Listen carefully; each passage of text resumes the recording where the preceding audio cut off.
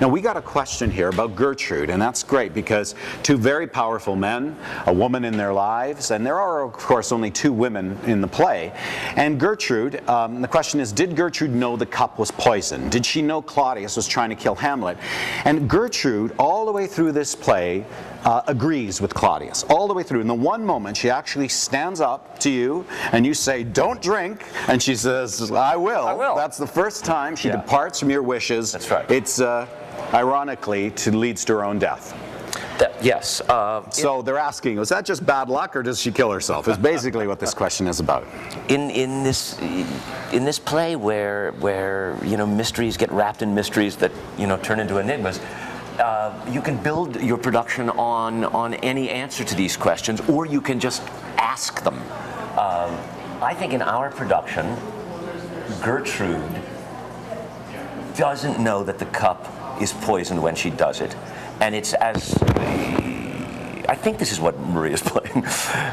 But as the poison starts to act on her, she puts the whole thing together, and we have a moment across the space that. So she's going to drink to her son. Yes. Regardless of what you say, it's her boy. She's finally standing up for her boy. I think for her, from the closet scene on, she's starting to suss out what's going on and put it together. Yeah, but the closet scene which I think says to me that she's actually innocent beforehand, that she doesn't know that Claudius killed her husband. No. But as soon as the closet scene happens, she starts to piece it together. Then it's pieces start to fall into place. Because I think even the relationship between you and her in the way you're playing it, I think changes. Yeah, that's right.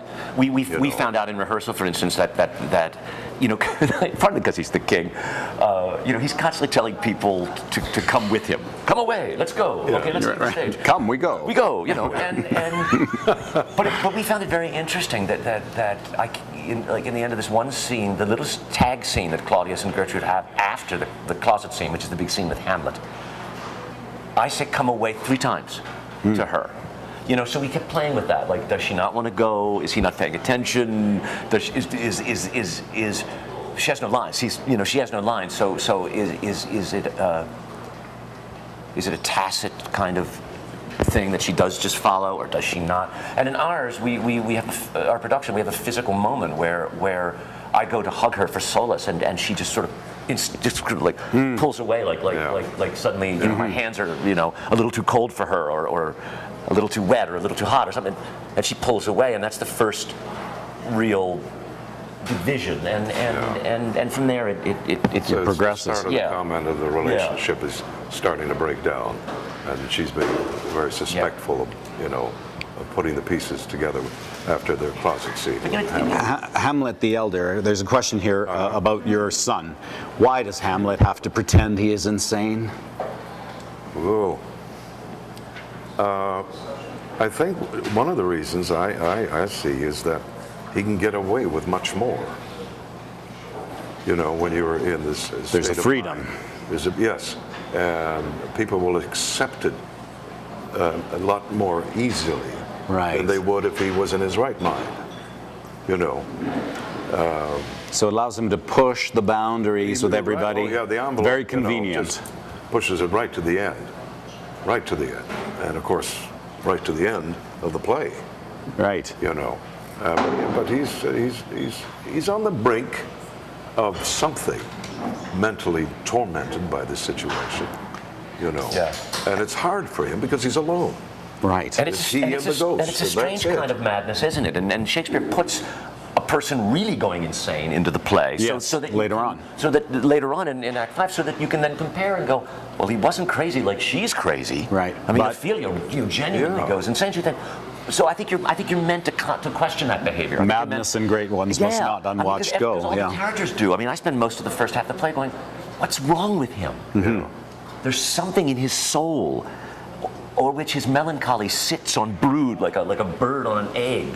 He's hatching something. But but he has this wonderful, marvelous mental thing going on. Is that he tests everybody. Polonius, his buddies, Rosencrantz, Guildenstern. Mm-hmm. He's testing them all the time, but brilliantly. And putting them off guard all the time. Well, and they don't know how to respond. He tests Ophelia too, and she fails the test, right? I mean, she's helping out her dad, and They all do. You know, and the king. They That's all right. fail the right. test. Yeah. Maybe You you know. can't pass his test. That's right. And he's in a place now. I mean, if somebody came up to you, you know, as a ghost, and gave you info on a certain issue or a Right. murder or something political, assassination or something, and you were to exploit that, people would think you were crazy. You know, but you have the edge because you have the information, and you would test the individuals involved, and that's what he's doing, and he breaks them down, because they, you know, Claudius starts off. Everybody starts out very confidently at the top of the play until this information is given to Hamlet, and then finally there's a breakdown. Yeah. Domestically, with Claudius, with you know, Gertrude, with Rosencrantz Guildenstern, Laertes, Ophelia. It's all crumbling. Now, there's a question here about Laertes. Yes. Does Claudius have a relationship with Laertes, or is Claudius using him? I don't think Claudius is using him any more than I think he does have a real relationship with him, and yes, he does use him. You know, powerful people can do that. People that run things. You know, you have to manipulate, but that doesn't mean that the relationship isn't real. I always feel on stage a couple of things. One, that one kind of adopts, as Claudius adopts Laertes, because of the relationship that Claudius has with Polonius.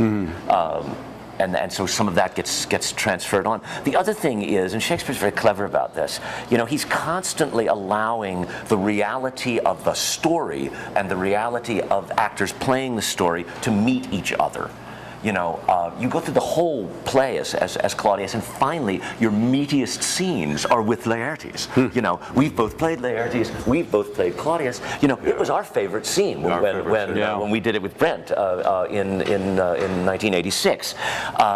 You know, I'm sure you felt that you know, it's a chance where, you know, but I was stuck with Peter Donaldson. I know, it's terrible. Sorry, Peter. Sorry. But you know, Hamlet gets all the great lines, he gets all the great speeches, and then finally you get a really meaty scene. And so I think Shakespeare is saying to the players, this has to be a real relationship. This is a real relationship. Right. Yeah. All right, we have one more question. To be or not to be, is Hamlet contemplating suicide or just acting insane? Wow. Now, of course, he's on his own at that moment, That's right? That's a biggie. I don't think he's contemplating suicide. I think he's contemplating existence. Right. So not so much a question of taking yourself out of this, but is this worth living at all? Yes. And pursuing this. Yeah.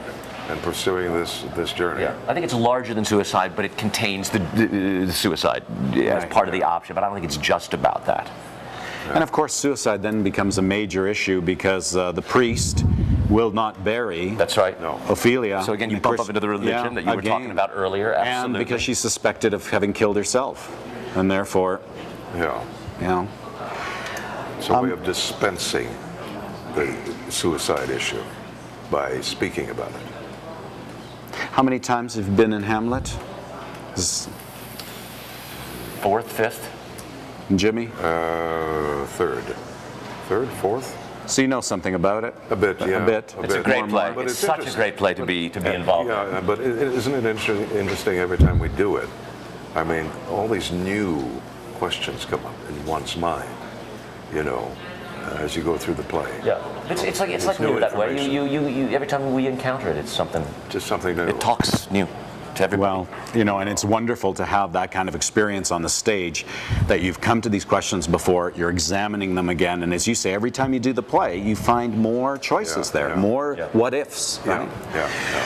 Listen, thank you both for coming. Well, thank you. Thanks for having us. Please join us next week. Next week, we're going to be looking at cabaret. We have Sean Arbuckle and Trish Lindstrom joining us. These guys are leads. great. Yeah, they are fabulous. And Jim, Scott, thank you both very much. You're very welcome. Thanks, Antoni. Thanks.